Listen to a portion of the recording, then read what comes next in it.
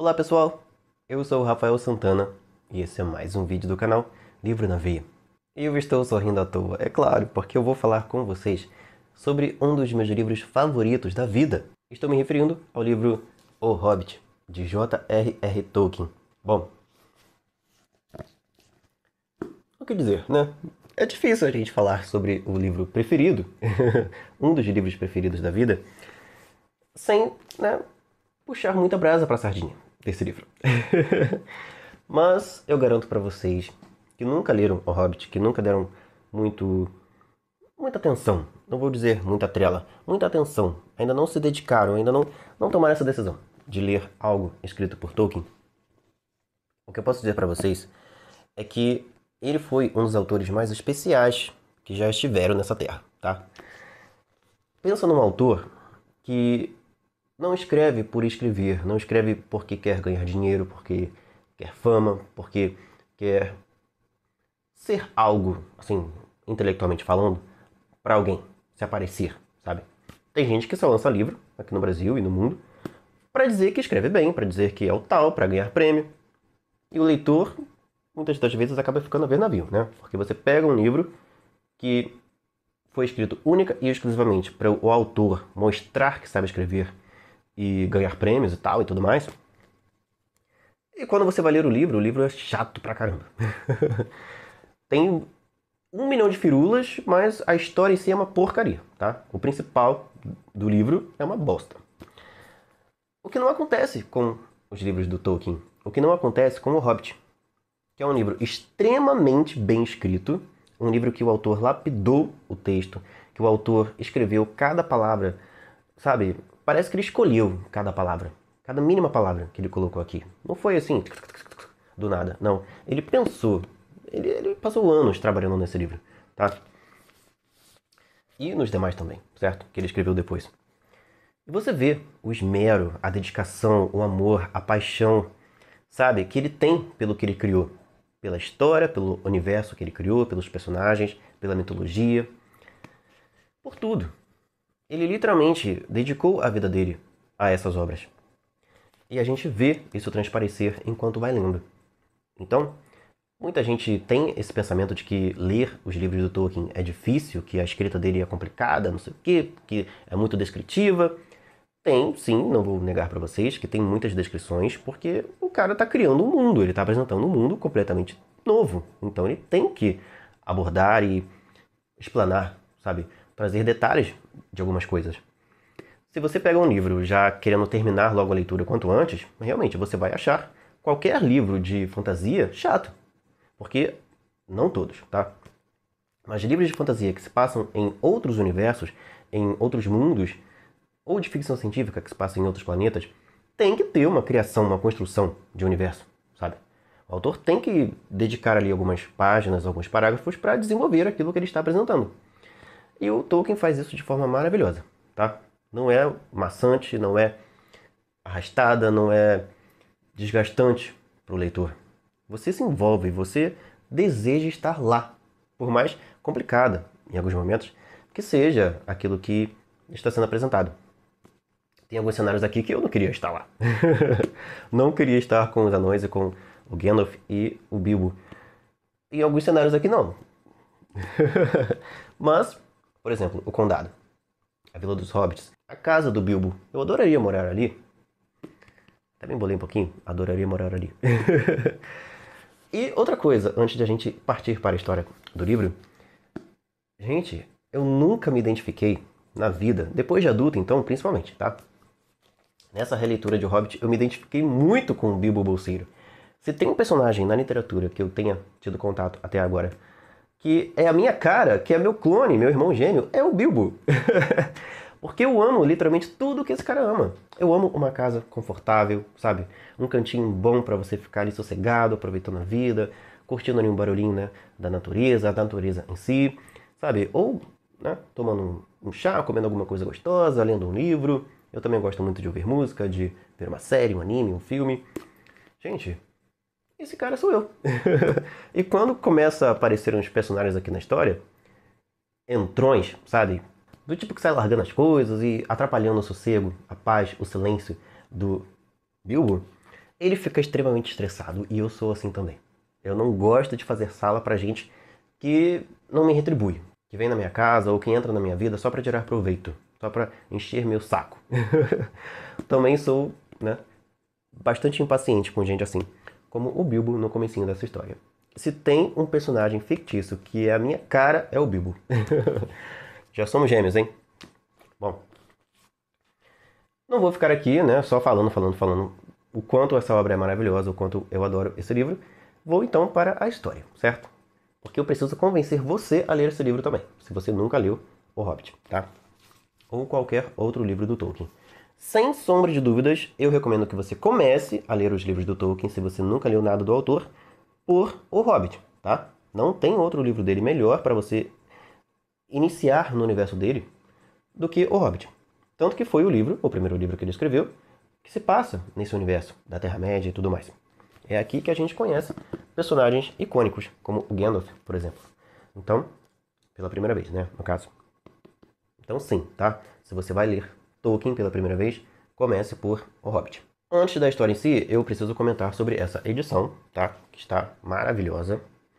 Infelizmente, eu levei ele na mochila em alguns dias e acabou arranhando um pouquinho aqui, né? Tirando um pouquinho, descascando um pouquinho a pintura prateada aqui que tem na capa. Mas, né?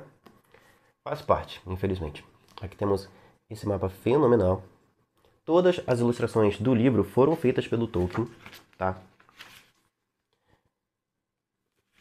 Você vê que o cara era brilhante e além de um ótimo escritor, era também um ilustrador de primeiro, tá? Olha que coisa linda. Que é a mesma ilustração que está aqui atrás, ó. Dá pra fazer um quadro com essa ilustração aqui. É a coisa mais linda do mundo. Temos essa outra aqui, de Valfenda. Temos a Trilha da Montanha, que é uma das passagens mais, né, sufocantes, digamos assim, né, mais aterrorizantes do livro. Em que os personagens estão ali numa situação bem complicada.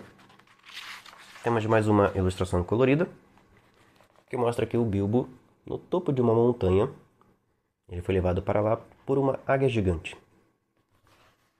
E tem outras ilustrações aqui também muito especiais, tá? Ó. Vou mostrar só mais uma, que é a desse camarada aqui. O dragão Smaug. Essa ilustração que temos na parte de trás do livro é a do mapa que o Gandalf tem, mostrando ali a Montanha Solitária. Essa história ela foi criada inicialmente por Tolkien para entreter os seus filhos. Ele contava essa história para a garotada, certo? Que vivia ali com ele, seus filhos. Conforme ele foi contando a história de O Hobbit para os seus filhos, ele foi criando, dando, né, detalhes e construindo a trama, a história, o mundo, as características dos seus personagens extremamente marcantes. E depois que essa história ganhou corpo, ele teve então a ideia de escrever um livro com ela, de contar ela, de registrar ela em um livro, para que aquilo não ficasse só no imaginário dos filhos dele, para que ele tivesse uma obra de fato daquela história. E um detalhe, o C.S. Lewis, ele era amigo de longa data do Tolkien. Eles faziam parte de um clube de escritores, um clube de escrita. Então um dava pitaco na obra do outro. O Tolkien deu pitaco em Nárnia e C.S. Lewis, ou Lewis, como você preferir, também deu pitacos em O Hobbit, Os Seus Anéis e tudo mais. E aqui nessa edição, a gente tem um texto escrito por Christopher Tolkien. É um texto bem bacana que tem várias informações assim sobre o processo de escrita de O Hobbit. E tem uma parte aqui do texto que cita o C.S. Lewis, ó. Parece que a maior parte da história já ganhara forma escrita no inverno de 1932, na época que ele ainda estava escrevendo o livro, né? Quando foi lida por C.S. Lewis, mas ainda não prosseguira além da morte de uma certa pessoa aqui, que eu não vou dizer quem. E foi só em 1936 que os capítulos do fim foram escritos. Esse trechinho deixa bem claro que o C.S. Lewis deu opiniões, participou ali do processo de escrita de O Hobbit, que ele estava ali auxiliando, dando, né, seus pareceres, sendo um leitor beta para O Hobbit, na época em que essa obra maravilhosa estava sendo escrita, finalizada. Recomendo muitíssimo que vocês, quando forem adquirir, comprem essa edição, leiam esse texto, que tem muitas informações aqui incríveis. Tem trechos, inclusive, nesse prefácio, que foram escritos pelo próprio Tolkien. Cartas, né, que ele escreveu. Aqui, por exemplo, nessa página, todo esse texto aqui é ele pedindo uma opinião sobre a sua obra para alguém que não fosse seus próprios filhos e C.S. Lewis. Ele queria uma opinião de outras pessoas para saber se O Hobbit era realmente um bom livro. E a gente que é escritor, eu falo agora, né, por mim, porque eu também escrevo livros, a gente tem muitas incertezas, muita preocupação, digamos assim, se aquilo que a gente está fazendo faz sentido, se aquilo que a gente está criando realmente vai agradar alguém, vai passar a mensagem, vai ser compreendido, vai ser amado por outras pessoas, certo? Pelo autor da obra, com certeza, tá? Eu amo os livros que eu criei, as minhas histórias, mas e outras pessoas, né? Os leitores de fato, será que eles também vão gostar? Vão compreender? Bom, graças a Deus, o povo, ao longo de várias gerações, compreendeu O Hobbit. E ele, ao longo das décadas, se tornou um dos livros mais vendidos da história e mais amados também. E essa história se inicia num capítulo chamado Uma Festa Inesperada. Aqui a gente conhece um personagem que é um hobbit, chamado Bilbo Bolseiro. Os hobbits, aqui na história, são um povo de pessoas bem baixinhas. Eles são menores que os anãos, que é um outro povo que tem aqui na história. E eles vivem uma vida bem pacífica. A maioria dos povos de hobbits tem uma vida bem pacata, bem tranquila, vivendo ali num cantinho, né? Sem muitas preocupações, sem se envolver com os problemas do mundo, certo? Eles gostam de sossego, paz, silêncio e sossego. E uma boa comida, claro, né? Os hobbits fazem mais de 5 refeições ao longo do dia. Incluindo o Bilbo Bolseiro, que é o nosso protagonista. Ele, no caso, e os seus vizinhos vivem num lugar chamado A Colina, que é esse lugar aqui, certo? Ele tem ali a sua casa, que é uma casa bem confortável, bem cômoda, bem acolhedora, segundo a descrição que temos aqui no livro. E o Bilbo está ali, vivendo um dia completamente normal da sua vida, quando de repente ele é visitado. Aparece um camarada bem na sua frente, enquanto ele estava ali sentado, certo? Na frente da sua casa. Aparece um cara que já visitou a colina algumas vezes. Porém, ele já estava sumido há algum tempo, e ele está em busca de um hobbit para uma certa tarefa. Quando ele lembra dos contatos anteriores que ele teve com o Bilbo e com os antepassados dele, com a mãe principalmente, a família da parte da mãe do Bilbo, que são os Tuck, uma família de hobbits aventureiros, o Gandalf bota o olho no Bilbo e pensa assim: eu acho que esse camarada aí é o candidato ideal. O diálogo inicial dos dois é a coisa mais maravilhosa do mundo, tá, gente? Eu vou ler só um pedacinho pra vocês, ó. O Gandalf está ali parado diante do Bilbo e o Bilbo o cumprimenta, certo? Ele diz assim: bom dia, disse Bilbo. E era verdade. O sol estava brilhando e a grama estava muito verde. Mas Gandalf olhou para ele, debaixo de sobrancelhas longas e frondosas, que se projetavam mais para frente do que a aba de seu grande chapéu. O que quer dizer? Perguntou o Gandalf. Está me desejando um bom dia ou quer dizer que é um bom dia, quer eu queira ou não? Ou que você se sente bem neste dia, ou que é um bom dia para ser bom? Tudo isso de uma vez, disse Bilbo. E é um dia muito bom para encher o cachimbo de tabaco ao ar livre, de quebra. Se trouxe um cachimbo, sente-se e pegue um pouco do meu tabaco. Não há pressa, temos o dia inteiro diante de nós. Então Bilbo se sentou num banco ao lado da porta, cruzou as pernas e soprou um belo anel cinzento de fumaça, que saiu navegando pelo ar sem se desfazer e flutuou para longe, sobre a colina. Muito bonito, disse Gandalf. Mas não tenho tempo para soprar anéis de fumaça nesta manhã. Estou procurando alguém para tomar parte numa aventura que estou arranjando e é muito difícil achar gente. Aí aqui é o Bilbo falando, ó. Imagino que sim, nestas partes, ou seja, por ali, né, naquelas redondezas. Somos gente simples e quieta e não queremos saber de aventuras. Coisas desagradáveis, perturbadoras e desconfortáveis fazem o sujeito se atrasar para o jantar. Não consigo imaginar o que alguém vê nelas, disse o nosso senhor bolseiro, e enfiou um dedão embaixo dos suspensórios e soprou outro anel de fumaça ainda maior. Ou seja, ele não tá nem aí pra aventura nenhuma, né? O Gandalf que vai procurar outro candidato em outras bandas. Só que o Gandalf insiste, fica ali, né, parado do lado dele. E aí o Bilbo de novo cumprimenta, né, fala assim: bom dia, disse ele por fim. Não queremos nenhuma aventura por aqui não, obrigado. Pode tentar do outro lado da colina, ou atravessando o Água, que é um rio que corta ali a Vila dos Hobbits. Com isso, queria dizer que a conversa estava acabada. Só que aí o Gandalf não desistiu. Ó. Você usa esse bom dia para um monte de coisas, disse Gandalf. Agora significa que quer se livrar de mim e que o dia não vai ser bom até eu sair daqui. De modo algum, meu caro senhor.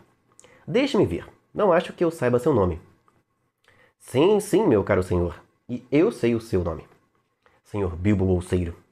E você sabe meu nome sim, embora não se lembre de que eu pertenço a ele.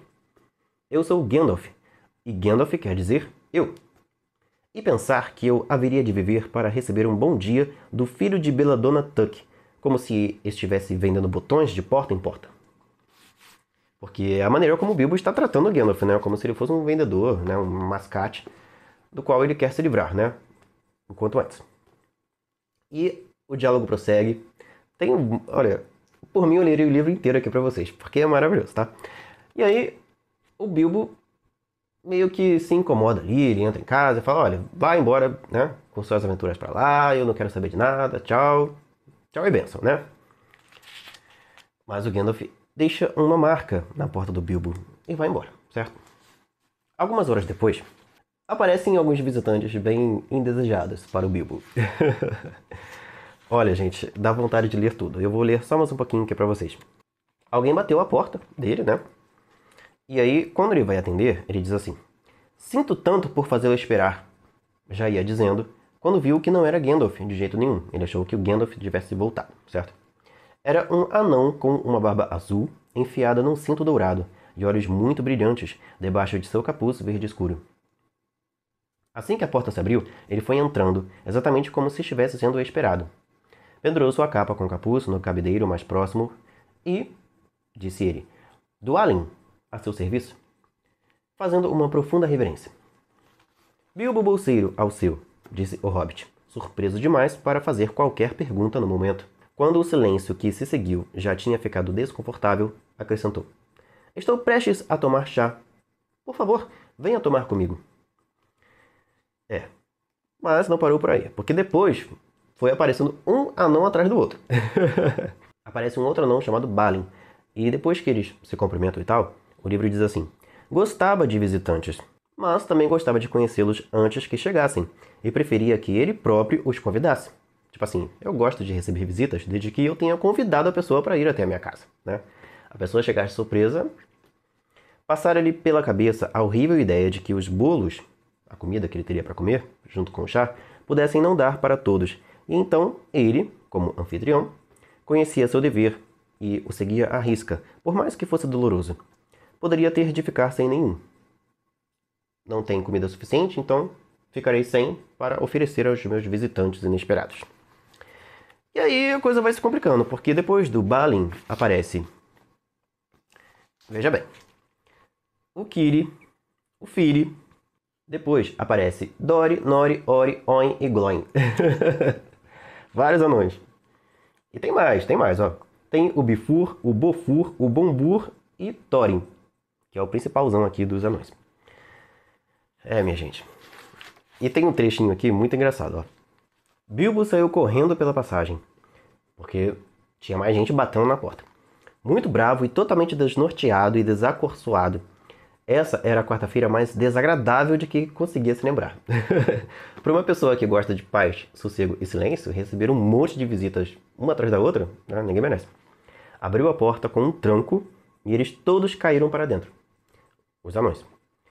Um em cima do outro. Mais anãos. 4 mais. E lá estava Gandalf atrás deles, apoiando-se em seu cajado e rindo. Tinha aberto um buraco daqueles na bonita porta de Bilbo.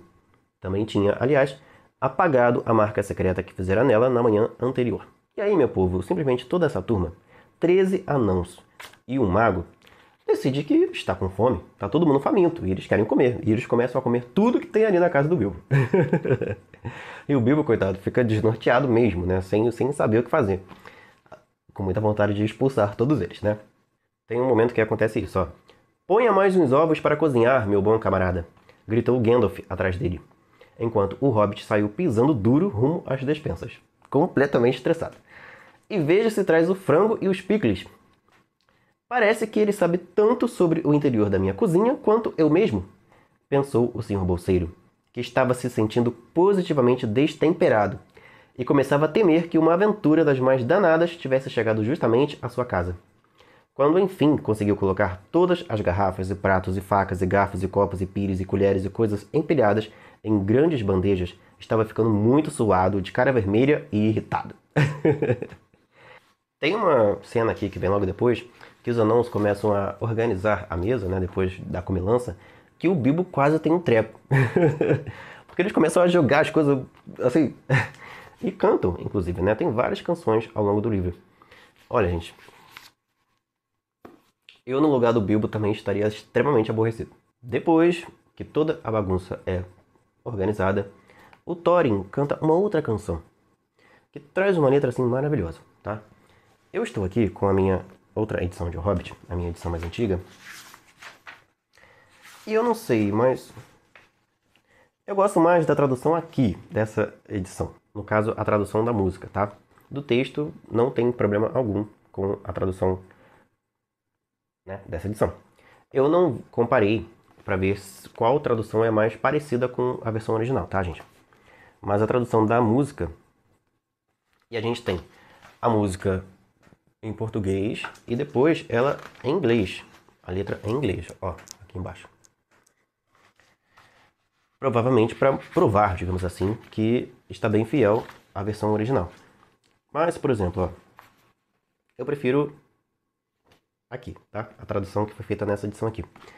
A tradução nova diz assim, só um trechinho da música. Além dos montes em nevoeiro, pras masmorras sem prisioneiro. Vamos embora, antes da aurora, buscar nosso ouro feiticeiro. E aqui, a mesma letra, né, está assim, nessa outra edição. Para além das montanhas nebulosas frias, adentrando cavernas, calabouços cravados, devemos partir antes de o sol surgir, em busca do pálido ouro encantado. Eu acho bem mais bonita, tá? Não sei se está mais fiel essa versão aqui ou essa, mas, inclusive no filme, é essa letra aqui que eles cantam, essa tradução. E quando eu leio ela, eu lembro, né, direitinho o personagem cantando no filme. Para além das montanhas nebulosas frias. Mas vamos seguir em frente, certo? Senão essa resenha vai virar um documentário.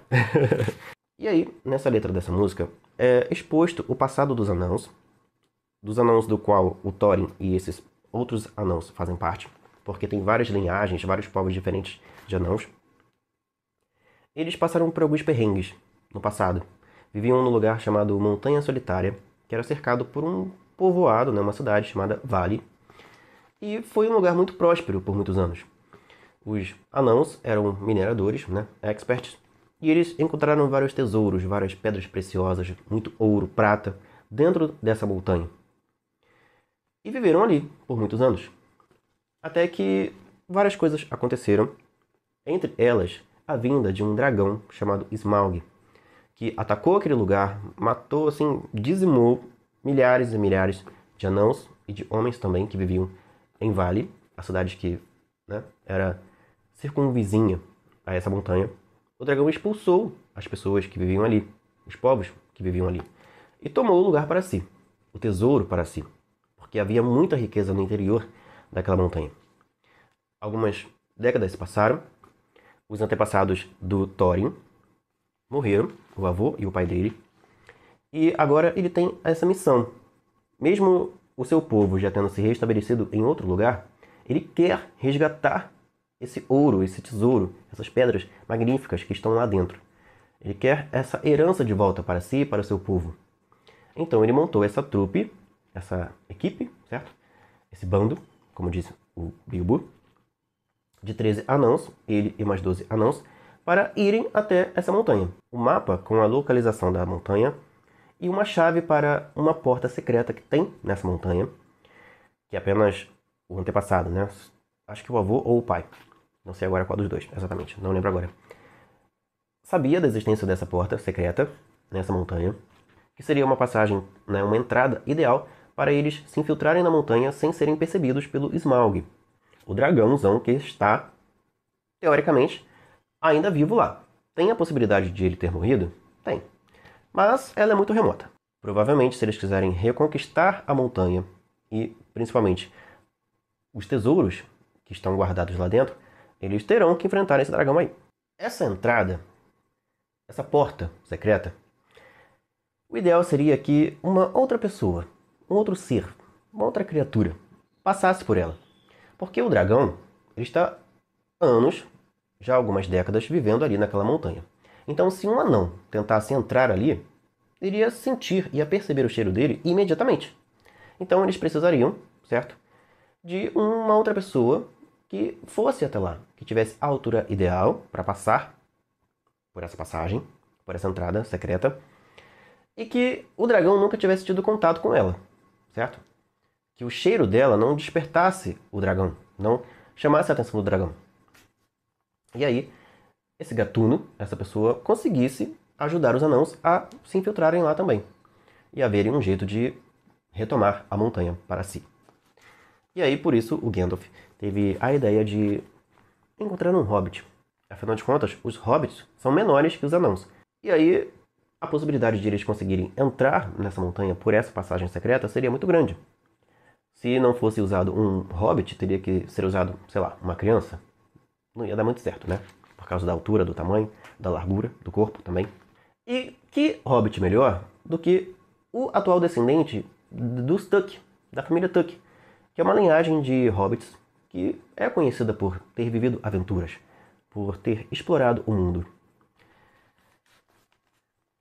O hobbit, então, escolhido por Gandalf para essa missão, essa tarefa, para ser o gatuno que vai fazer parte ali dessa equipe, desse grupo, desse bando, para retomarem a Montanha Solitária e reconquistarem o tesouro que está lá dentro. É então o Bilbo. Mas, depois de todo esse contato, de toda essa história, ele ainda está um pouquinho relutante.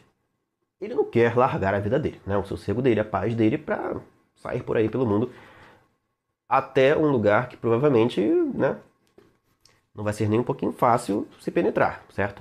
Na montanha com um dragãozão dentro dela. Mas, no dia seguinte, depois que os anãos e o Gandalf vão embora, o Bilbo, ele desperta meio atordoado, assim, pensando, gente, peraí, eles não estão aqui. Será que, né, tá tudo bem, tá tudo em paz? Porém, eles deixaram, o Thorin deixou uma carta no console da lareira do Bilbo, que é uma espécie de contrato, de que ele vai receber 14 avos, certo? Uma 14ª parte do tesouro que estiver lá dentro, de tudo que eles conseguirem reconquistar.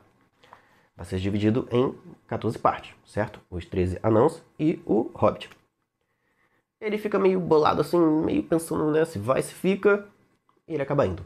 Ele encontra então os anãos numa estalagem, já fora da colina, e vai ao lado deles nessa aventura.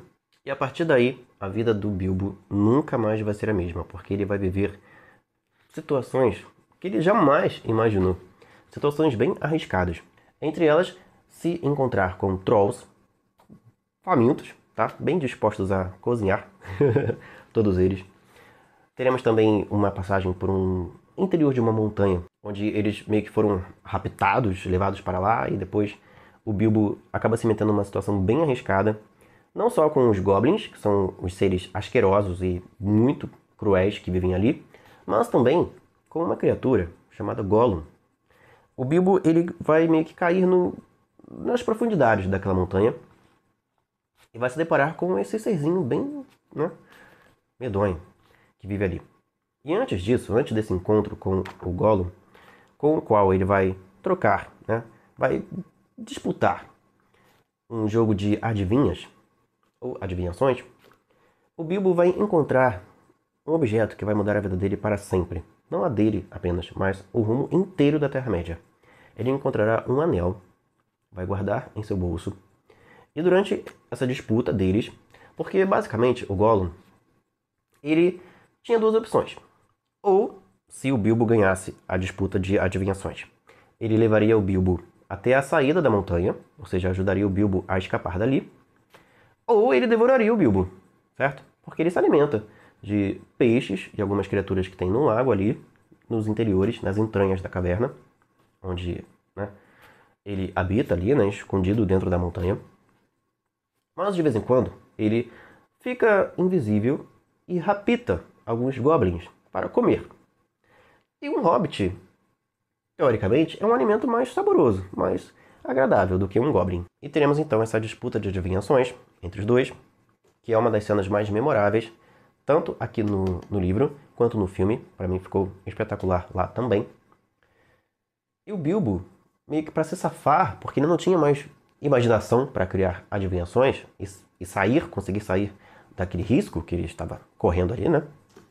Ele pergunta: o que é no meu bolso? O anel. E quando o Gollum se dá conta de que o precioso com o qual ele se comunicava não estava mais com ele, e era o objeto que estava no bolso do Bilbo, sai correndo, meu filho, sai correndo, porque o bicho fica...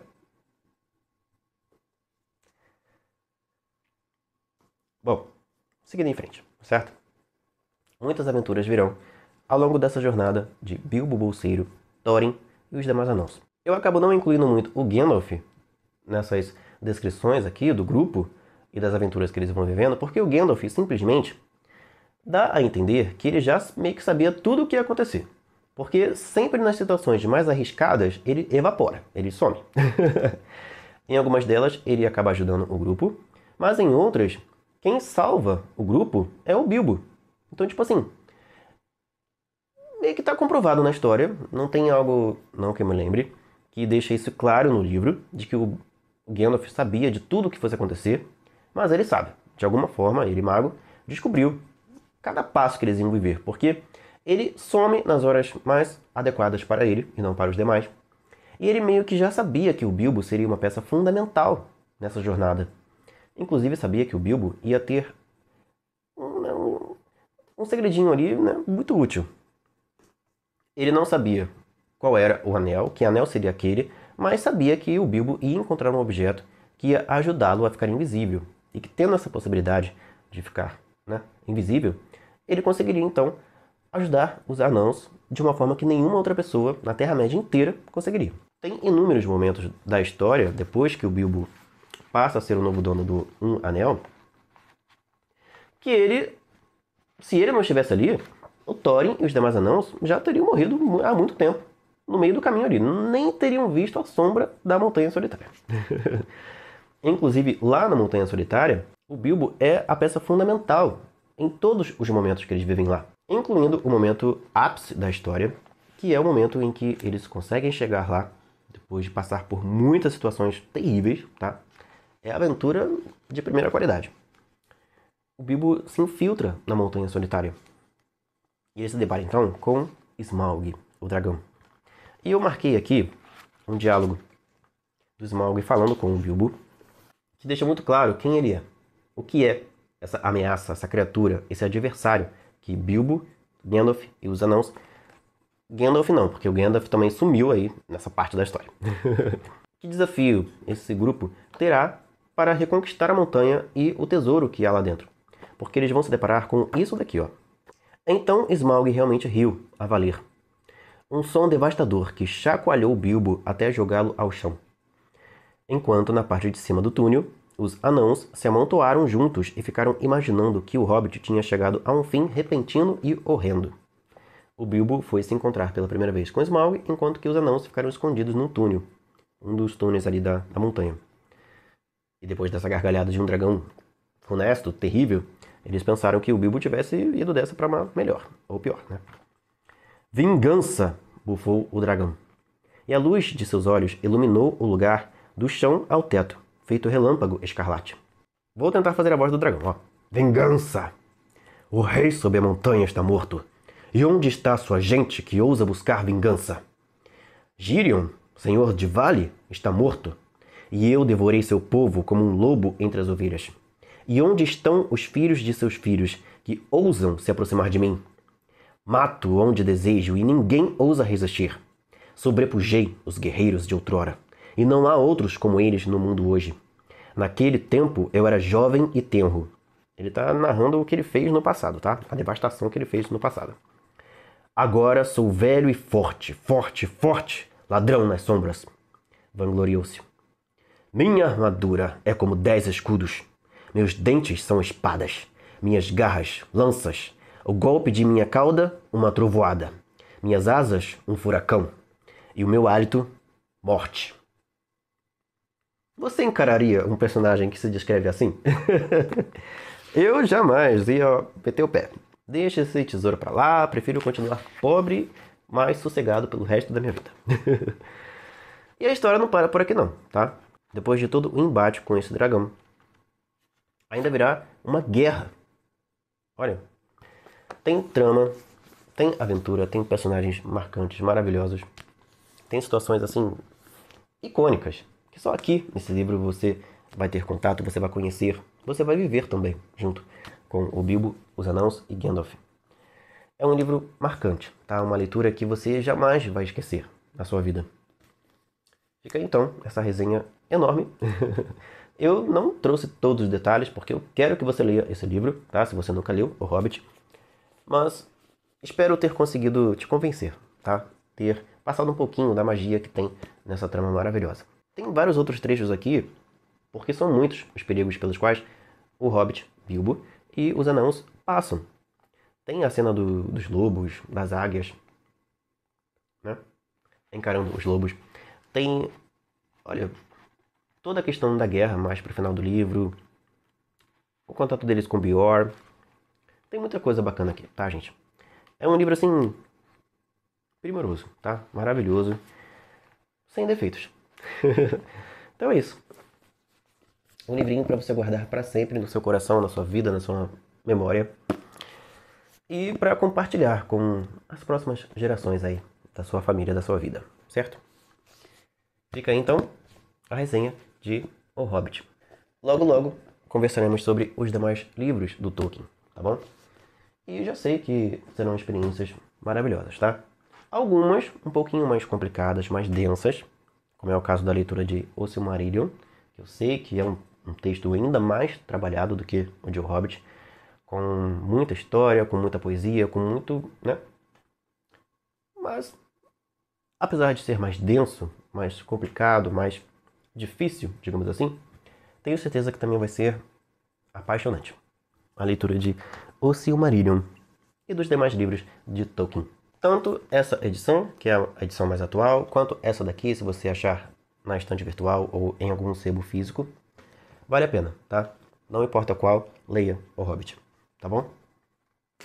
Um forte abraço para você que viu esse vídeo até aqui, que assim como eu ama essa história, ou que dará uma chance e em breve também amará esse livro, tá? Não tem como não amar O Hobbit depois que você o lê, tá bom? Só quem realmente não tem muito apreço por fantasia, porque não dá pra você dizer que você é fã de fantasia se você não gosta disso daqui. Como que você vai ser fã de fantasia e não gostar do livro mais importante já escrito no gênero, tá? Porque O Hobbit é o livro mais importante. Apesar da densidade, da complexidade e da maravilha que é a trilogia de Seus Anéis, não existiria Senhor dos Anéis sem esse livro aqui. Um forte abraço e até o próximo vídeo.